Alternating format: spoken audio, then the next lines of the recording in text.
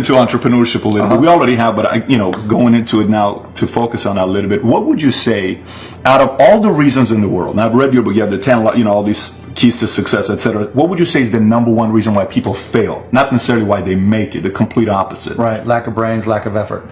Lack of brains, lack of effort. Yeah, they don't do the work. They don't learn. When you walk in the room, when you start a business and you start to talk about somebody, you're never in a vacuum with no competition. Unless you're just extremely lucky. And if there's going to be competition, that means somebody else knows your business as well as you do when you get started.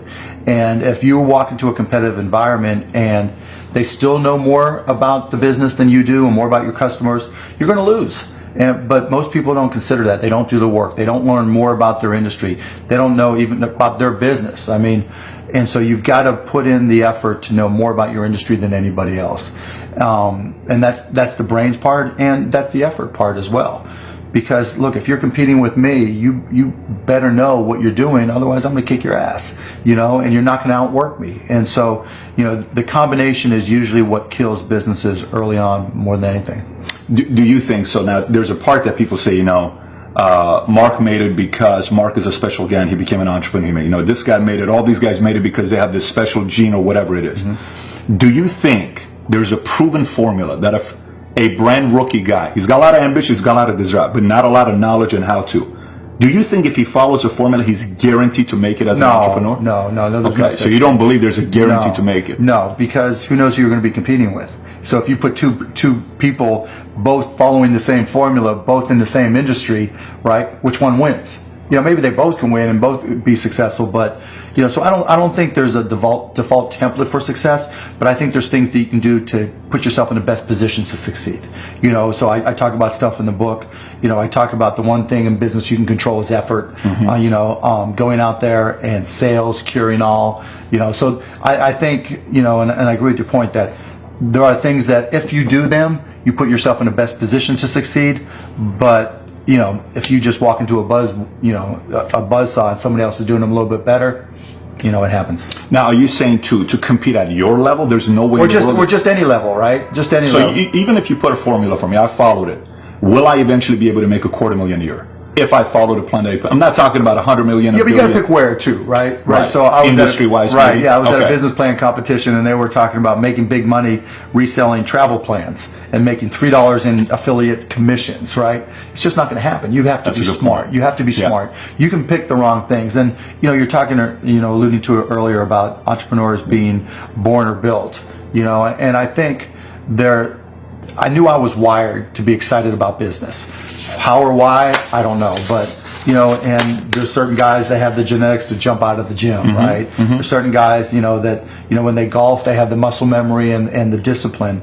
Dirk Nowitzki may not be the most talented guy in the NBA, but his discipline and his focus to do what's necessary to be successful, he's willing to do, and combine it with being 7 feet tall and being skilled, it makes him an amazing basketball player. So it's understanding what your skill set is, finding the right place to use those skills, and then going for it. Will that make you $250,000? It depends if you pick the right industry. But whatever industry you pick, if you outwork everybody, if you try to be a little smarter than everybody, if you try to be a better salesperson than everybody, if you try to be better prepared than everybody, you've got your best chance. Because if you don't do it and somebody else does, I have the saying, work like someone's trying to take it all away from you. Mm-hmm. I actually work like someone's spending 24 hours, working 24 hours to take it all away from you. Mm-hmm. And that's kind of the way I look at it. When you were younger, was your father into business? Was your mother, was there an uncle, somebody that did well in business that you admire? Was there somebody you read about that you said, I like Rockefeller, I like Carnegie? Nothing. So it's just purely you that you had business? My dad, I think, my dad did upholstery on cars. My mom did whatever odd jobs. But my dad was always like, if you want something, you have to earn it. And to his credit, he never said, no, you can't do that. So whether it was selling garbage bags, baseball cards, stamps, whatever it was, he never held me back. And so I think that was as important as anything. And, sometimes being young and trying things, you're so naive and you don't know any better. All you do is learn. And if you fail, it doesn't matter. And so whether I was 9, 10, 12, 16, 21, the failures were irrelevant. And, whether you're, 9, 12, 16, 21, 22, 24, I'm sleeping on the couch. I have a car with a hole in the floorboard.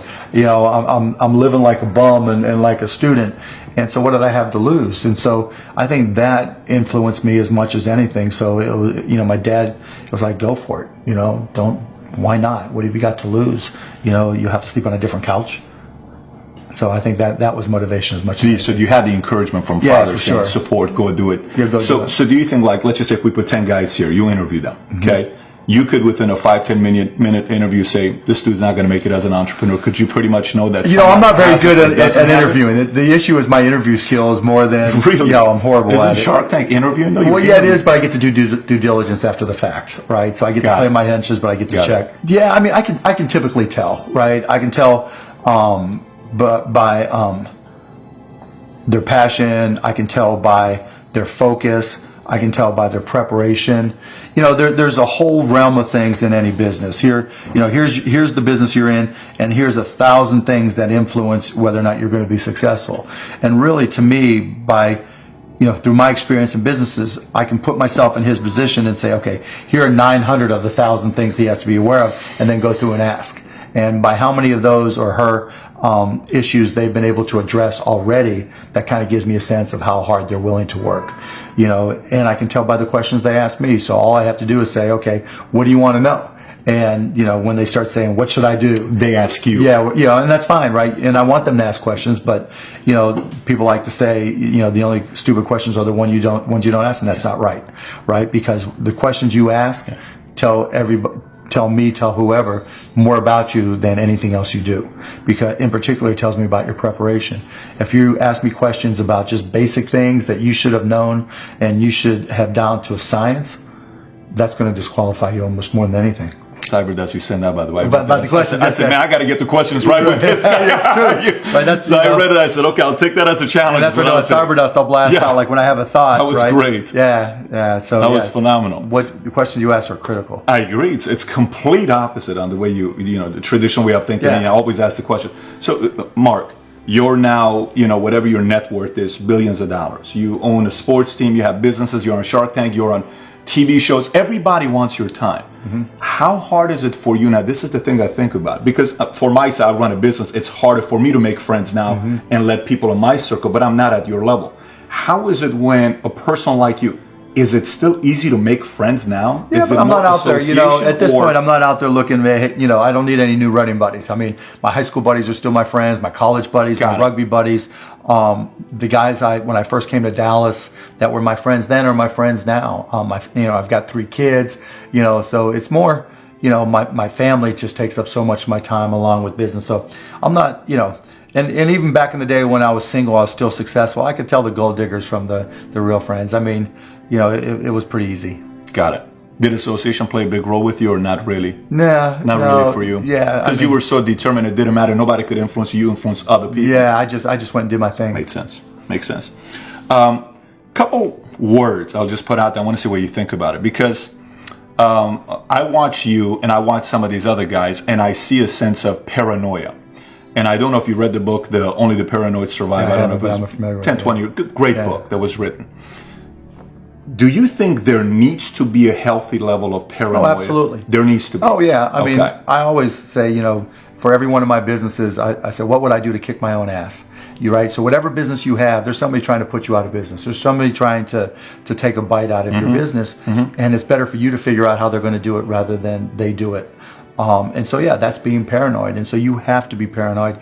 You have to anticipate other people's next moves, and you can't ever, downplay the competition.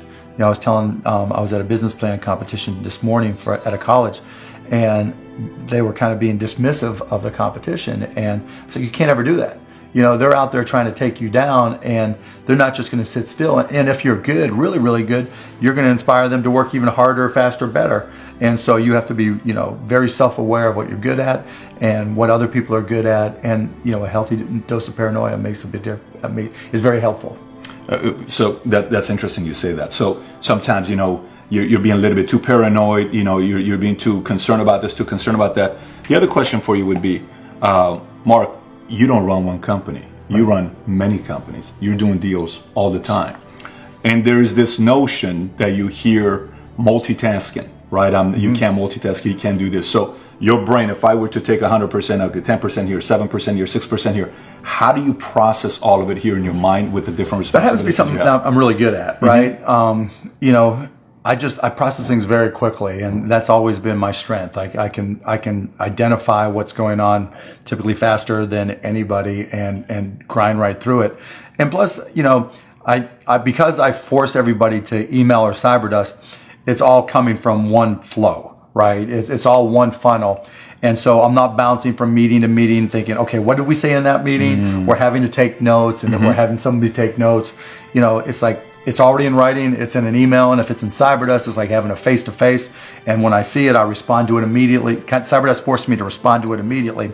And so that allows me to keep things organized and stay on top of things. And, you know, so, you know, anything that's unread, that's my to-do list, and that's how I stay on top of it. Got it. I've become a fanatic cyberdust. Good, There's every other hour I'm checking cyber. When you told me, you know, go check out cyberdust, and then from there we got everybody on the company. Now everyone out here, the only way you're going to get to see this first, you got to go on cyberdust. And I'm going to put the link out. We'll do one on mentions to get everybody on there. But I love the product, and we'll get to that because I want to explain how I see cyberdust, not as a CEO, as a customer, because I want people to see how I see it as a customer. Let's talk about speed. When people ask me and say, hey, you know, how do I get speed going? I want to see your perspective on this because cyberdust has a tipping point. You know, you got Twitter has a tipping point. Facebook everything is about the tipping point. In your mind, how does one entrepreneur increase the speed in areas that they can increase? There's certain things you can't control. Speed in what way? Speed of growing your business. All right. So how fast can I grow? Yeah, I mean, it just depends. You've got to know your own skill set, right? And you've got to know how that fits within your company's life cycle. You know, some companies are slow grind, and you just have to understand that, and you've just got to bide your time until it starts to click, and then grow with it quickly. You know, if you're trying to release a product that needs to be ubiquitous, you've got to go as fast as you can, and then, you know, release a product, like a launch. Yeah, and you know, there's a lot of people who will say, you know, perfection is the enemy of profitability, right? And that doesn't mean you have to wait till it's a perfect product. You know, cyberdust is a perfect example. We still haven't, it's been almost 2 years, we still haven't advertised it yet because we know it's not ready yet. You know, and so it's been a slow growth grind because we want feedback, you know, we want to keep on learning. We're evolving. But it really just depends on what the product is. It, you know, a barbershop, right?